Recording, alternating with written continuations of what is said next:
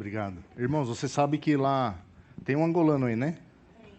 Você sabe que Moçambique, Angola, países africanos, o culto começa às 9, acaba às 13, por aí.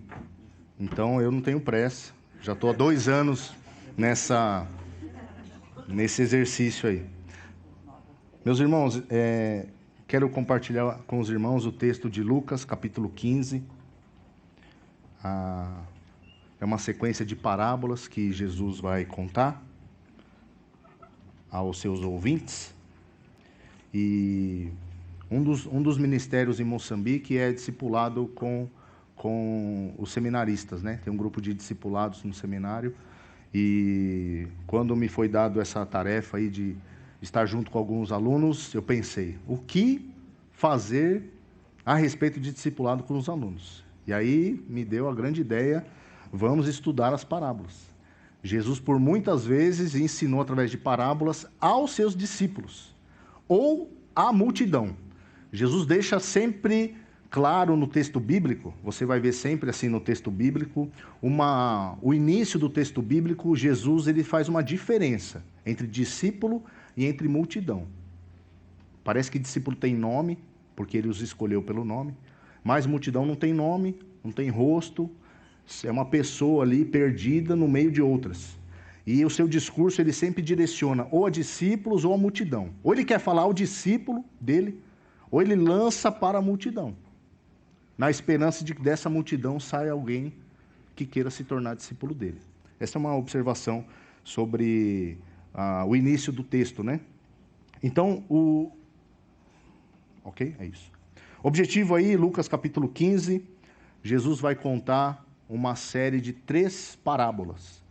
A palavra parábola, ela é uma junção de 2 palavras gregas. A palavra para, que não é stop, né? A palavra para é a palavra ao lado, e a palavra bole é lançar ou arremessar. Então, quando Jesus conta uma parábola, ele está lançando ao lado um ensino.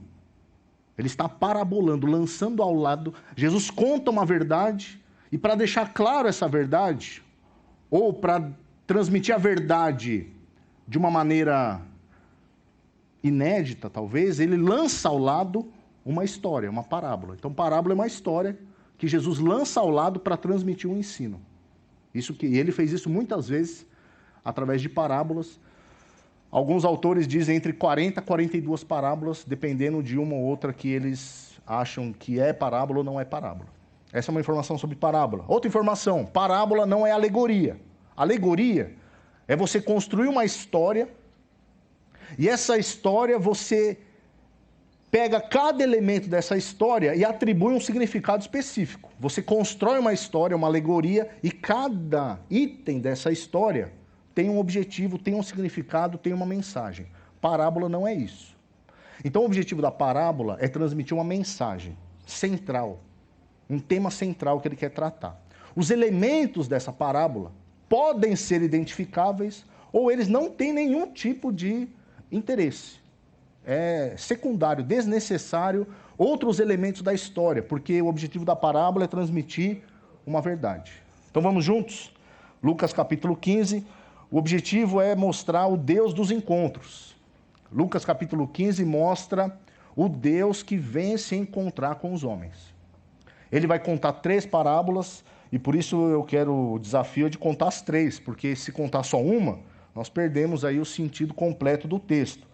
Vamos juntos aí, capítulo 15, versículo 1. Cobradores de impostos e outros pecadores vinham ouvir Jesus ensinar. Esse é o contexto pela qual Jesus vai contar a parábola. Qual é o contexto? Pecadores vêm ouvir Jesus, vêm ouvir os ensinos de Jesus. Note que o Lucas coloca 2 tipos de grupos aqui, né? 2 pessoas, ou 2 grupos de pessoas. Cobradores de impostos, que na sua Bíblia pode estar publicanos. Quem eram os publicanos? Publicanos eram aqueles traidores judeus, que se venderam ao Império Romano e agora, sob opressão dos romanos, buscaram vantagens servindo os romanos. Traidores. Semelhante aqueles que, quando os nazistas invadiram os países, Holanda, França, Polônia, houve grupos que se aliaram aos alemães nazistas na Segunda Guerra e outros casos, etc. Então, esse é um grupo que vem ouvir e ensinar Jesus, cobradores de impostos, publicanos. Para o judeu, o mais difícil de engolir. Diz que ele era proibido de ser juiz de uma causa. Não era aceito como juiz de causa nenhuma. Um publicano não tem moral para ser juiz e arbitrar sobre causa nenhuma, para o judeu. Um publicano cobrador de impostos também não podia ser testemunha de nada. Não era aceito o seu testemunho. Tamanho popularidade que ele tinha. Esses vêm ouvir e ensinar, ouvir os ensinos de Jesus. Esse é um grupo. Outro grupo, outros pecadores. Provavelmente uma alusão a prostitutas, pequenos delinquentes que cometem delitos. Aquele que você olha na região e sabe, esse aí é má pessoa. Esse aí apronta. Esse não é confiável. Esse é malandro.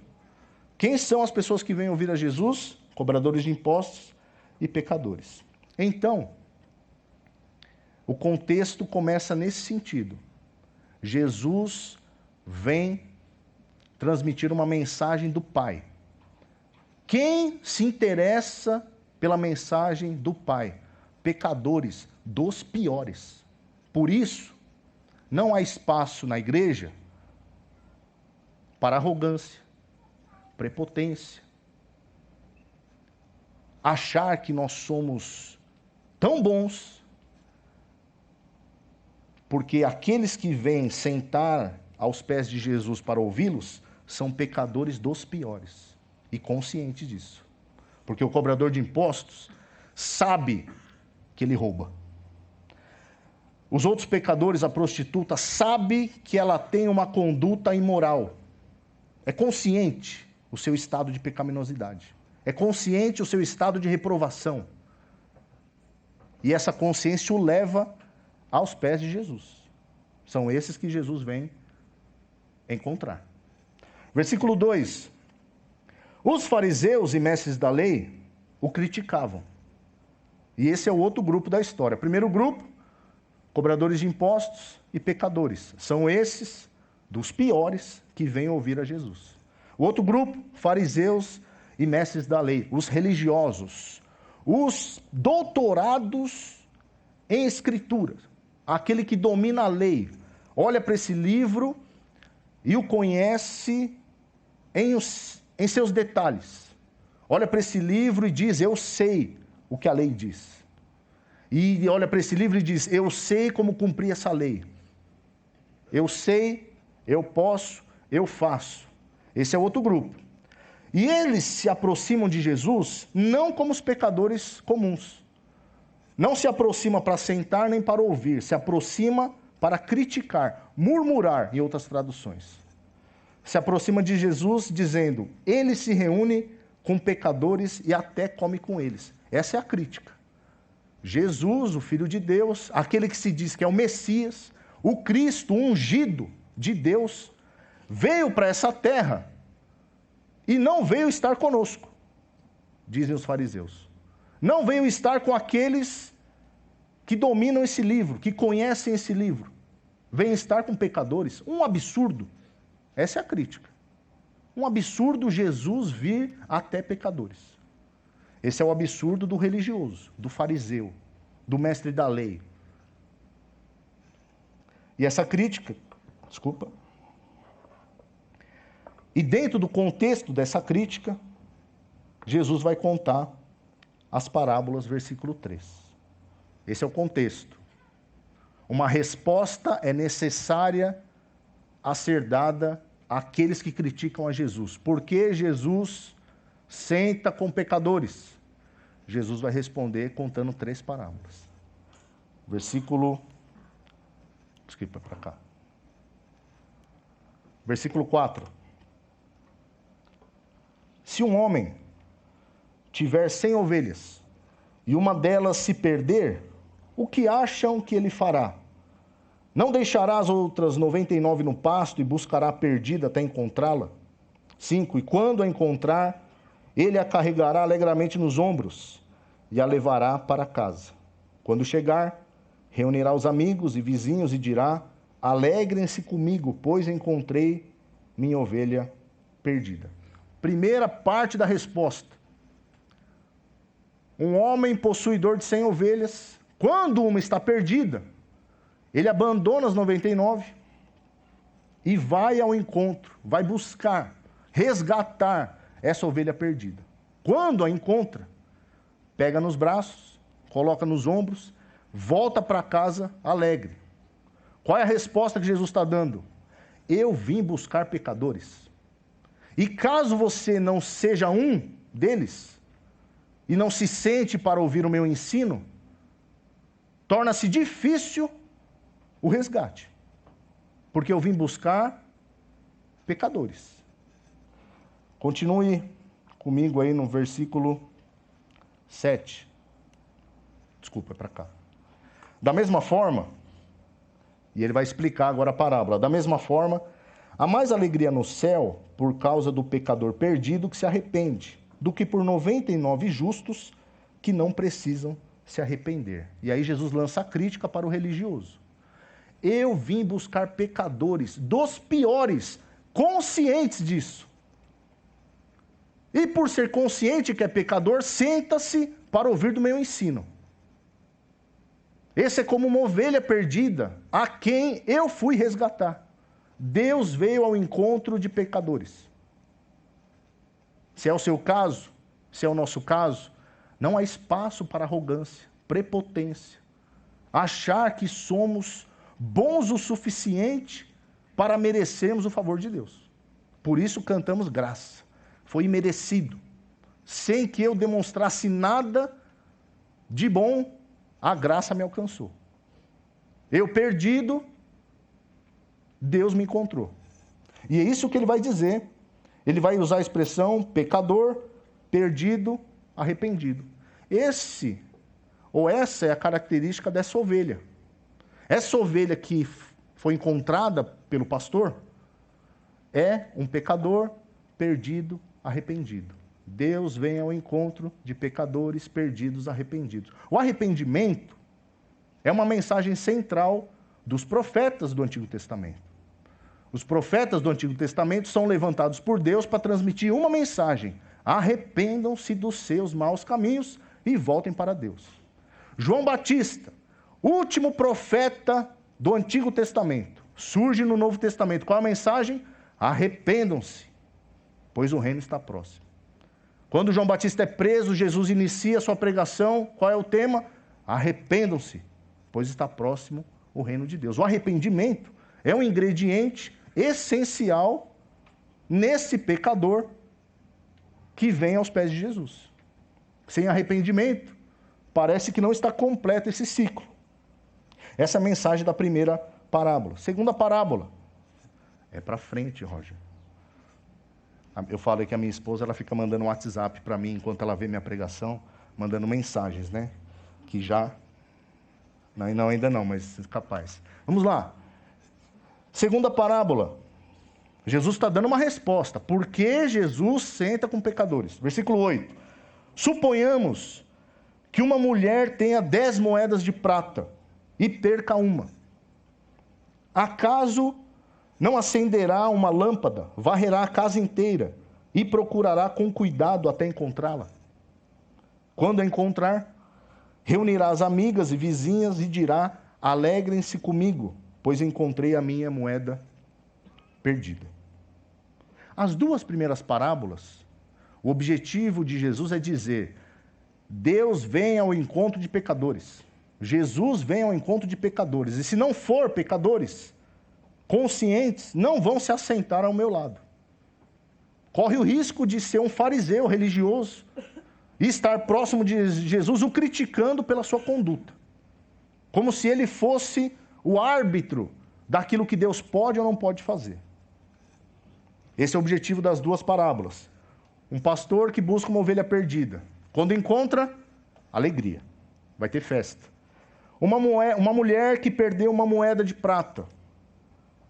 Acende a casa, acende a lâmpada, varre a casa inteira até procurá-la. Com cuidado. Quando encontra, alegria. O que é essa alegria? Um pecador perdido, arrependido, que foi encontrado. Veja que o arrependimento é algo essencial para a conversão de um sujeito. E uma outra coisa que acontece nesse encontro, por isso que eu digo que é o Deus dos encontros, esse encontro do pecador com Jesus promove um tipo de alegria, satisfação. Um tipo de gozo interno que é produzido por esse encontro. E para deixar claro o que é a ovelha perdida que foi encontrada, o que é a moeda perdida que foi encontrada, Jesus vai contar a terceira parábola. Ele contou a ovelha perdida, a moeda perdida, e agora vai contar do filho perdido. E a parábola do filho perdido é para contar na perspectiva do filho. Deus vem buscar pecadores. Ele faz isso usando o pastor buscando a ovelha. Deus vem buscar pecadores. Ele faz isso usando a mulher buscando a moeda. Quem é esse pecador? É a parábola do filho. Vamos lá? É para frente, Roger. Sua esposa vai mandar mensagem. Versículo 10. Da mesma forma, desculpa, irmãos. Da mesma forma, a alegria na presença dos anjos de Deus quando um único pecador se arrepende.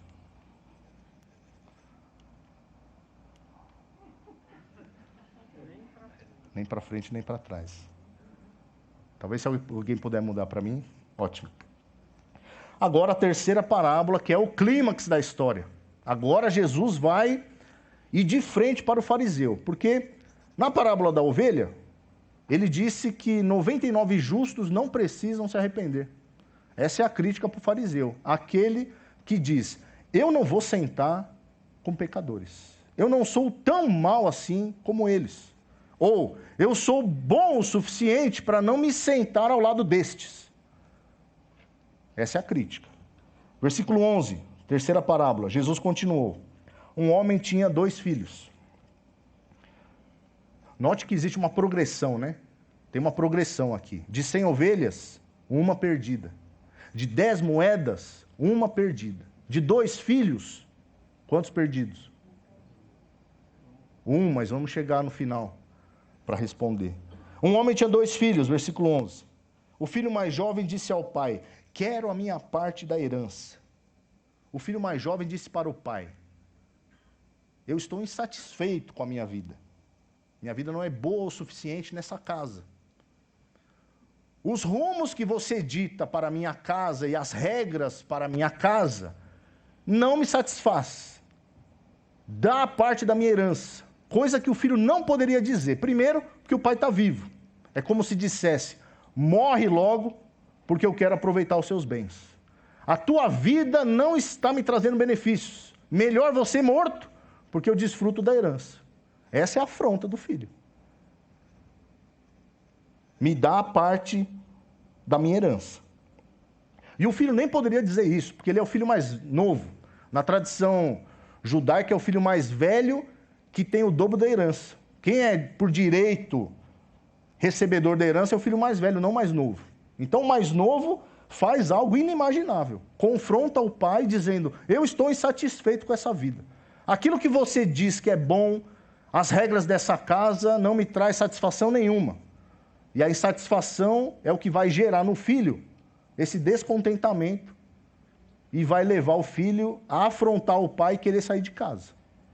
A insatisfação. Porque na casa do meu pai, eu já não encontro alegria. Na casa do meu pai já não há prazer. Na casa do meu pai já não há felicidade. Na casa do meu pai já não está bom para mim. E essa minha insatisfação me vai levar a me rebelar ao meu pai, o afrontar a sua honra, dizendo, morre, dá parte da minha herança, que eu vou embora. O pai, então, dividiu seus bens, versículo 12, entre os seus filhos. Versículo 13. Alguns dias depois, o filho mais jovem arrumou suas coisas e se mudou para uma terra distante, onde desperdiçou tudo o que tinha por viver de uma forma desregrada. Esse é o caminho daquele que confronta o pai. É impossível estar ao lado do pai quando você o confrontou. Impossível estar ao lado do pai depois que você o feriu na sua honra. Impossível estar ao lado do pai depois de fazer tudo o que você fez. Qual é o caminho? Fugir. O mais longe possível. Aonde ele está? No leste? Vou para o oeste. Aonde ele está? Ao norte? Vou para o sul. Onde é para ir? Para Nínive? Eu vou para Tarso. É o caminho natural daquele que se rebela contra o pai. E o filho fez isso. Fez um pedido vergonhoso. Morre que eu vou embora. E o filho era, nas palavras do Hernandes Dias Lopes, comentando esse texto, o filho era feliz e não sabia. Estava na casa do pai, sob o cuidado do pai, sob a administração do pai, que o ama, era feliz e não sabia. Decidiu ir em busca da felicidade por outros meios. Por isso ele faz um pedido vergonhoso ao pai. Versículo 14. Quando o seu dinheiro acabou, uma grande fome se espalhou pela terra, e ele começou a passar necessidade. Esse é o outro resultado daquele que se distancia do pai. As coisas não vão ser boas. As coisas não vão ser boas. Haverá consequência daquilo que o filho fez. Estar longe do pai é tomar para si recompensa justa da desobediência que cometeu. O que aconteceu? Versículo 14, o dinheiro acabou. John MacArthur, no seu livro Filho Pródigo, diz que provavelmente ele tenha vendido a preço de banana os bens do pai. E talvez o dinheiro tenha acabado rápido, porque foi muito pouco dinheiro. Na necessidade, depois de afrontar o pai, de vender os bens, as propriedades, e fugir para longe da presença do pai, deve ter vendido seus bens de maneira de banana. Promoção, Black Friday. Já estamos em novembro, né? Black Friday das propriedades do meu pai, a quem eu tomei sem direito. Black Friday dos bens do meu pai, que eu roubei o afrontando. Por isso o dinheiro acaba logo, uma grande fome se espalha pela terra. E ele, obviamente, começa a passar necessidade. Agora vem as consequências do distanciamento do pai. Vai receber nele, sobre ele, tudo que ele plantou. E é um ensino bíblico. Nós colheremos aquilo que nós plantamos. É um ensino bíblico. Por mais amoroso que Deus seja, esse princípio não será quebrado. A não ser a salvação em Cristo Jesus. A punição que nos é esperada foi desviada na pessoa de Cristo. João diz lá em 1 João capítulo 2, que nós temos um advogado no céu que fez expiação pelos nossos pecados. A ideia é que Jesus Cristo desviou a ira de Deus que viria sobre nós. Deus ia descarregar a ira sobre a pessoa, justamente porque foi afrontado na sua honra. O pecado merece ser combatido. Jesus Cristo desvia a ira de Deus sobre ele. Essa é a ideia da expiação. Versículo 15. Convenceu um fazendeiro da região a empregá-lo. E esse homem o mandou a seus campos para cuidar dos porcos. Uma das atividades mais difíceis do judeu. Como que um judeu praticante da lei, sabedor que o porco é um animal impuro, quebra o seu orgulho, quebra a sua lei religiosa, para agora ser cuidador de porcos? Um absurdo. Pois o filho, na necessidade, na ausência do pai, na distância do pai, sofrendo a sua punição pelos seus atos, comete um dos pecados que judeu nenhum queria cometer, ou que judeu nenhum estava próximo de cometer. Aceitar ser cuidador de porcos. O filho agora, ele é infeliz. Ele era feliz e não sabia. Agora ele é infeliz e não sabia ainda. Porque veja o versículo 16.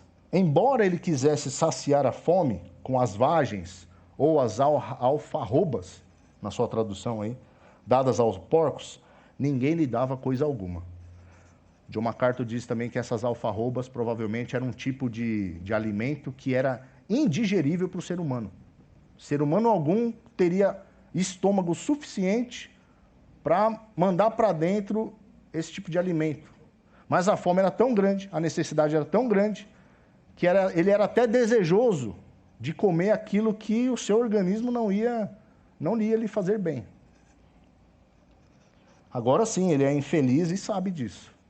Eu aceitei emprego dos piores. Se eu tinha alguma honra depois do que eu fiz, foi embora. Porque agora eu cuido de porcos. Na esperança de comer o que um porco come. E nem isso me é dado. Agora realmente eu sou infeliz e sei disso. Porque eu procurei de todos os meios sobreviver longe do Pai. Versículo 17. Quando finalmente caiu em si, e aí é a hora da virada, quando caiu em si, quando a ficha caiu, quando uma luz acendeu, um clique foi dado, ele disse: até os empregados do meu pai têm comida de sobra, e eu estou aqui morrendo de fome. Parece que ele começa a perceber que ele era feliz e não sabia. Na casa do meu pai tinha tudo. É o refúgio, é a proteção, é o cuidado, é o amor, é a presença. E eu troquei tudo isso em busca de uma felicidade que eu já tinha e não sabia. E essa que eu encontrei, das mais amargas possíveis. Perceba, irmãos, que esse é o componente que vai sendo recheado nesse pecador perdido, arrependido. O pecador perdido, arrependido, que sentou-se 2000 anos atrás numa roda para ouvir o ensino de Jesus, é alguém que experimentou essas emoções desse filho. Não as exatas, não as literais, mas um profundo lamento, um profundo choro, uma profunda tristeza, uma profunda convicção de que é pecador, uma profunda convicção de que está longe do Pai. É esse que Deus está buscando. É esse que Deus vai ao encontro. Versículo 18. Vou retornar à casa do meu pai. Ele lembra que tem um pai. Lembra que tem um pai. E ao lembrar que tem um pai, decide: vou voltar para a casa do meu pai. Com qual sentimento ele vai voltar? Um sentimento de confissão. Qual é a confissão? Versículo 18. Não tem muito o que dizer, né? Depois de tudo que ele fez. Ele vai dizer isso, 18 e 19. Pai, pequei contra o céu, quebrei a lei de Deus. Até porco que era proibido eu fui cuidar. Pequei contra o céu. Desonrei pai e mãe. Quebrei um dos 10 mandamentos. Pequei contra o céu. Pequei contra o Senhor, o meu pai biológico, que me cuidou e eu fiz o que fiz.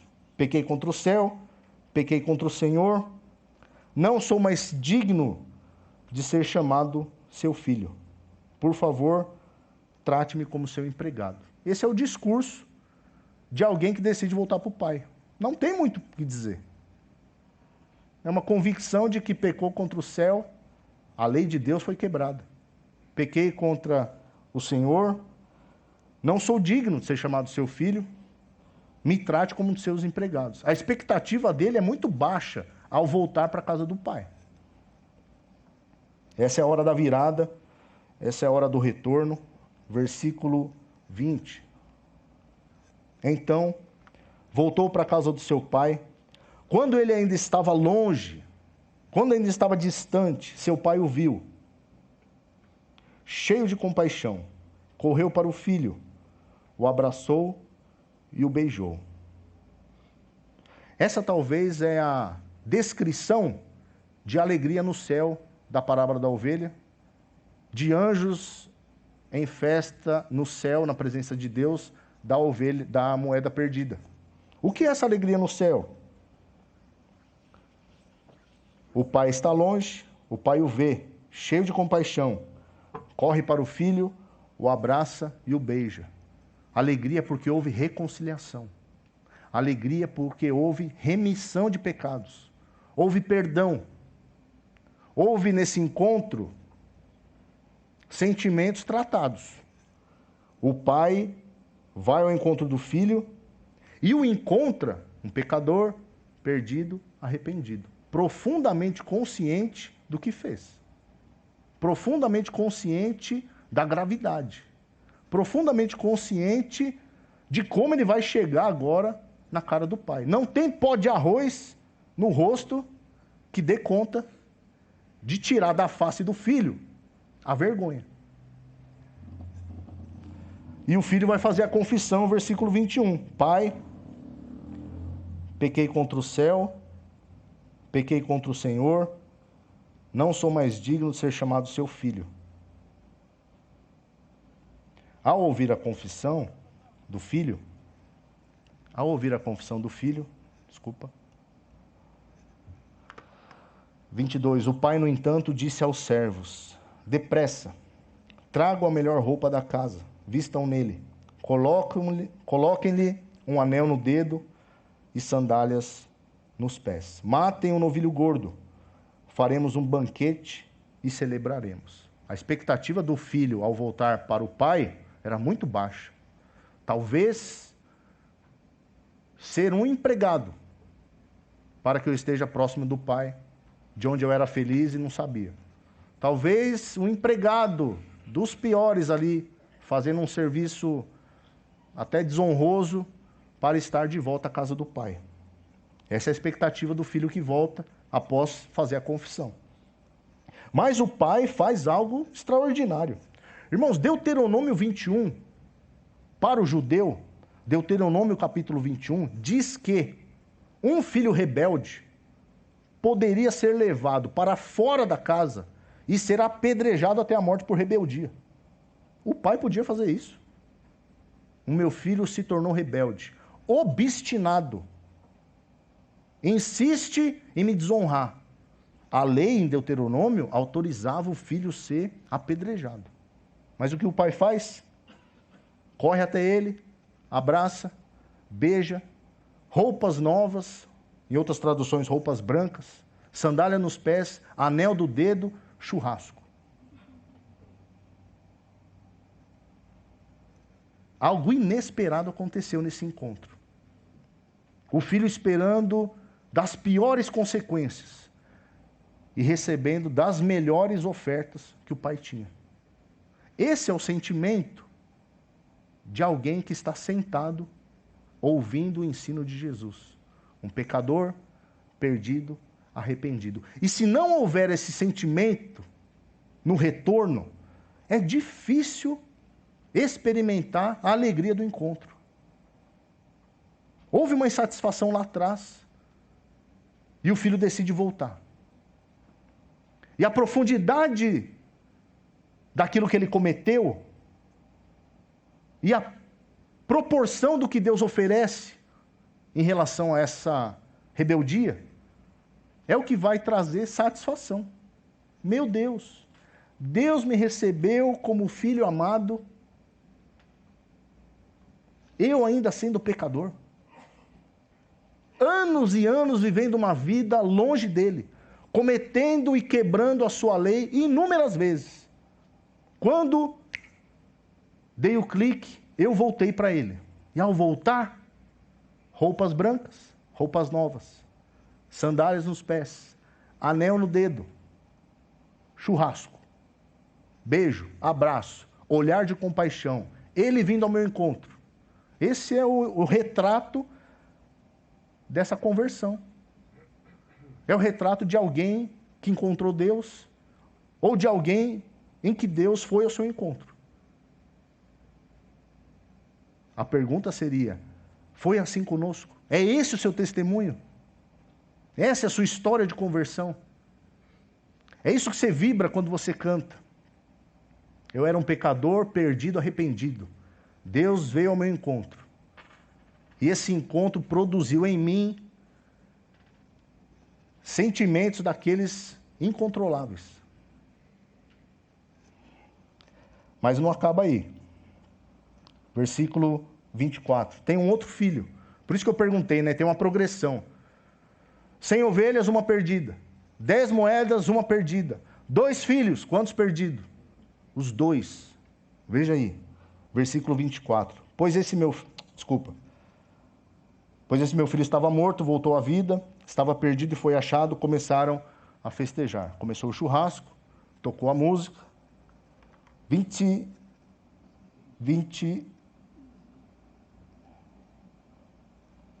Desculpa, irmãos, eu estou... 25. Enquanto isso, o filho mais velho trabalhava no campo.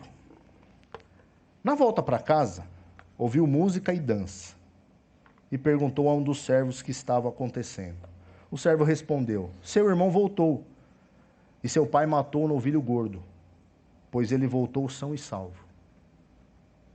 O filho mais velho está na casa do pai, em sujeição ao pai, em obediência às regras da casa, servindo e honrando o pai em tudo que o pai pede. Não fez como o filho mais novo, que insatisfeito decidiu sair de casa. Ele ficou em casa.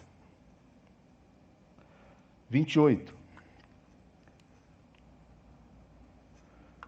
O irmão mais velho se irou, não quis entrar na festa. O pai saiu e insistiu com o filho. O filho mais velho possui a mesma insatisfação do filho mais novo. Na casa do meu pai não está bom. Na casa do meu pai não é legal. Na casa do meu pai não tenho satisfação. A única diferença do filho mais velho para o filho mais novo é que o filho mais novo teve coragem de falar isso para o pai. Não está bom?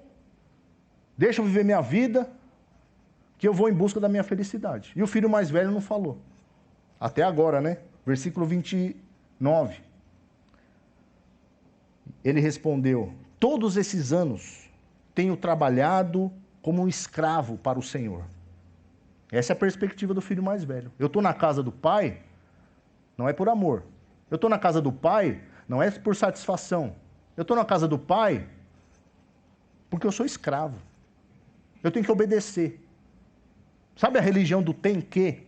Você tem que orar. Você tem que jejuar. Você tem que vir na igreja. Isso é um fardo. Isso tira qualquer alegria de qualquer um. Tem que.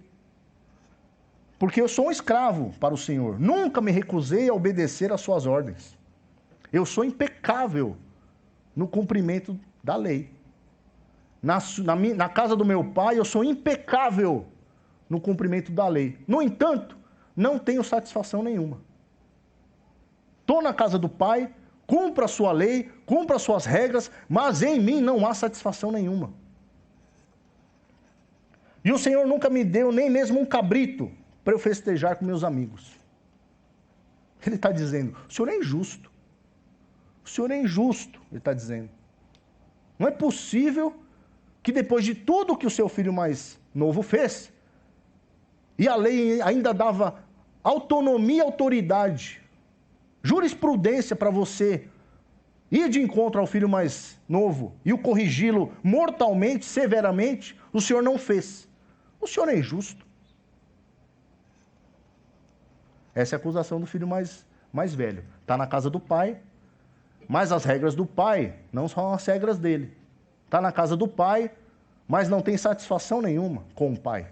Está na casa do pai, é impecável nas regras da casa, Mas ele e o pai não têm nenhum tipo de vínculo amoroso. Não há relacionamento. Pelo contrário, houve acusação. Se o filho desonrou o pai, o mais novo, pedindo a herança, o mais velho desonra agora, o acusando de ser injusto. Por quê? Porque ele recebe um pecador perdido, arrependido. O filho que voltou para casa depois de tudo que fez. É mais fácil lidar com pecadores do que com hipócritas. Mais fácil lidar com pecadores do que com fariseu. 30. Mas quando esse seu filho volta, depois de desperdiçar o seu dinheiro com prostitutas, e o filho mais velho tem assim um sentimento assim, ele enche o peito para falar que o filho mais novo pecou. Mas quando o seu filho volta, ele nem chama de irmão, né? Porque não está preocupado com a relação de irmão. O seu filho, quando voltou, depois de desperdiçar o seu dinheiro com prostitutas, é acusação, né? O Senhor comemora matando um novilho, coisa que o Senhor nunca me deu. E eu, justo eu, que ralo para merecer, dou só. Eu trabalho muito para merecer um novilho. Eu faço muito para merecer um novilho. Eu sou impecável nas regras da casa para merecer um novilho e o Senhor não me dá. Essa é a acusação do filho com o pai. E ele faz isso com o filho mais novo. O pai lhe respondeu,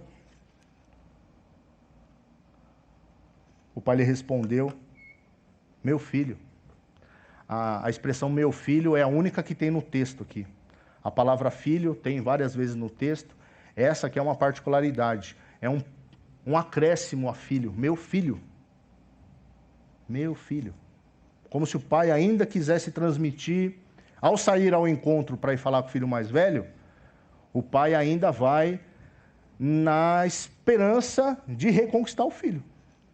De levar o filho ao entendimento do que o pai faz. Meu filho, você está sempre comigo. Tudo que eu tenho é seu. Mas tínhamos de comemorar esse dia feliz, pois seu irmão estava morto, voltou à vida. Estava perdido e foi achado. Essa parábola, a terceira, é para mostrar a perspectiva de quem é esse pecador perdido, arrependido, a quem Deus foi ao encontro. É alguém que teve uma experiência desse filho mais novo, que fez o que fez diante do pai, deu um clique e ele volta arrependido para a casa do pai, profundamente convicto daquilo que ele cometeu. Não há o que dizer, apenas: pai, pequei contra o céu, contra o Senhor, não sou digno de ser chamado seu filho, me aceite como um empregado. E a surpresa: abraço, compaixão, roupas novas, sandálias nos pés, anel no dedo. Essa é a nossa convicção quando voltamos para o Pai. Esse encontro teve essas marcas. A profundidade do pecado do filho o levou a desfrutar do reencontro. Agora tem o filho mais velho, perdido dentro da casa do pai. Ele está dentro da casa do pai, mas está perdido. Dentro da casa do pai, insatisfeito. Dentro da casa do pai, frustrado, ralando duro para merecer o favor de Deus. E o favor de Deus, nós sabemos, não é merecido, é graça. E Deus não vai rejeitar a sua graça a esses pecadores que vêm ao seu encontro. O filho mais velho é aquele que está na casa do pai, insatisfeito. Não está bom. Não tem mais prazer. A alegria se foi. Cumpra a sua lei como escravo, ralando duro para merecer o seu favor. E não reconhece quando Deus concede o favor ao seu irmão. Esse é o Deus dos encontros. Deus vem ao encontro do pecador. Aquele que está sentado, convicto do seu pecado. Esse que ele encontra, teve a experiência desse filho. Não literal, não igual, mas o sentimento que nasceu, ao se confessar ao pai, pedindo: me aceite de volta. é o que marcou esse pecador arrependido. Que seja essa a nossa convicção de fé, que seja essa a nossa experiência. A parábola não termina, porque você quer saber o que aconteceu depois. John MacArthur, no seu livro, também sugere uma oração que o filho mais velho, deveria ter feito. O filho mais velho deveria ter feito o seguinte: devia ter dado aquele clique e ele ter falado para o pai: pai, pequei contra o céu. Pai, pequei contra o céu. Pequei contra o Senhor. Não sou digno de ser chamado seu filho. Me aceite como um dos seus empregados. Essa é a oração que o filho mais velho deveria ter feito, que não está registrada aqui.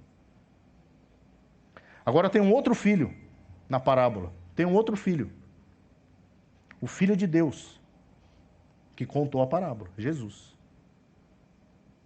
Que ele possa ser a nossa aspiração. O Filho de Deus disse: a minha comida e a minha bebida é fazer a vontade do meu Pai que está no céu. Nem o filho mais novo, nem o filho mais velho. Como filho de Deus,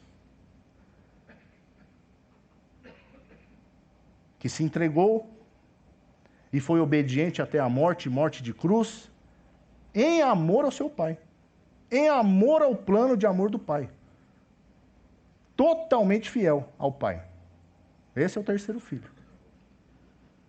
Irmãos, esse é o Deus dos encontros, que Ele possa ter encontrado a todos aqui, e aqueles que Ele encontrou, são pecadores perdidos, arrependidos. E esse é o que teve a experiência desse filho. Amém? Deus abençoe. Vamos orar. Senhor, obrigado pela sua palavra. Ela é mais que suficiente para nos transformar. Nós temos a tua palavra, nós temos o Senhor, nós temos o teu Espírito. Que o Senhor promova edificação, que o Senhor promova consolo.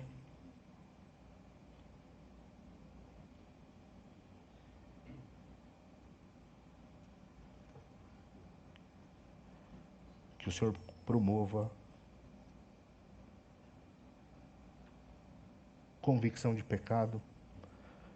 Que o Senhor restaure a alegria da salvação, a alegria do encontro, a alegria de estar na sua casa. E nos coloque em movimento para cumprir a tua missão, trazer pecadores aos seus pés. Em nome de Jesus. Amém. Obrigado, irmãos.